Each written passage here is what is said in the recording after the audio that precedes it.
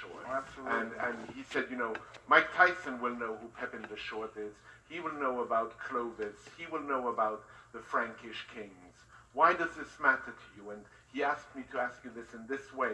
Where does that curiosity for Pepin the Short come from? I don't know. It's it all comes from my insecurity of being poor and not having nothing, being insecure and being, yeah, that's what it is. Obscure. I never wanted to be obscure. I was born in obscurity, and I never wanted to deal with that again. I never wanted to be that. And they came from obscurity. Clovis came from obscurity. From only one perspective, he was a king at 15 years old when his father died. But they were just they were small kings. His father was what? Children, and his father was Merovich, the founder of the Merovingian dynasty. But they were really nothing because Attila the Hun was terrorizing the whole territory. He was terrorizing the Romans. He was terrorizing the Visigoths. He was terrorizing the Franks, the Vandals. Everybody was in mortal fear of him. And then Aetius, a statesman from Rome, decided that he's going to get all the German tribes together and we're going to vanquish Attila the Hun. And then he did. And in the process of doing it, the Roman kingdom pretty much fell to pieces. And after Attila the Hun died, then the Franks and the German tribes, they rained havoc on the whole Mediterranean world. And that's why most of the guys, most of the saints are German.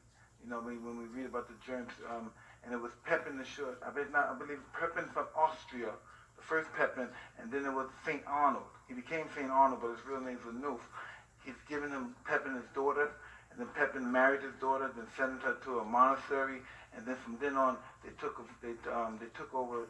I think they vanquished the last king of the Merovingians. I believe it was Clovis III, and then after that the Carlogans took over.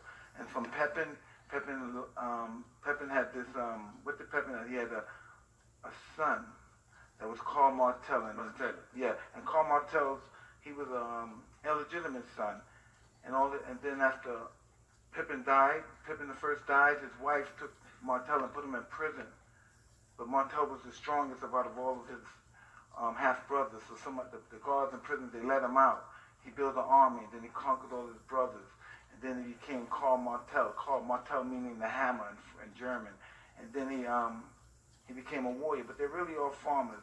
And then the Arabs came into power, and the Arabs pretty much conquered the whole part of Europe, definitely France, and then they came to a place, I believe it was Tours in 735, and then Karl Martell, he built up a tribe, and he made an army, and then he conquered all the Arabs, and he saved Christendom, because without that victim, we would all be speaking Arab right now.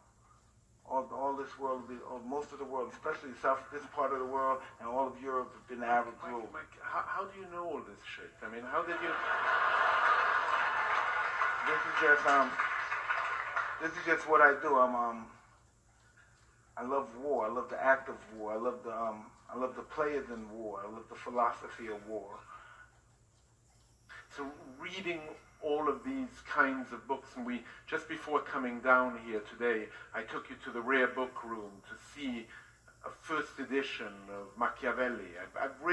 I must say, I've really taken my guests to see the special collections and seen them as deeply curious as you were seeing this work. It really means something to you to see these books. You said to me when we left the special collections, you said, the most stolen items in the world are books. Yeah, they're most priceless possessions. Because if you think about it, a room without a book is like a body without a soul. We have to, it's the only way that we can connect the future with the past. Without that, there's no way that we can no way we can know about the future, or know about particularly the past or the present, because when you think about history, the value of history is not necessarily scientific but moral. By liberating our minds and deepening our sympathies and fortifying our will, we we can control pretty much. History allows us to control not society but ourselves, which is a much more important thing to do. You know what I mean?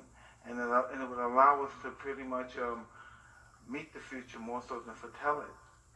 And for that reason alone, that we always have to, in order to predict the future, we have to always look through the past, because very rarely does time not repeat itself, and it always will repeat itself. I've heard a quote before in the book that we would be fools to think historically that the past is us in funny clothes, but the past is us in funny clothes.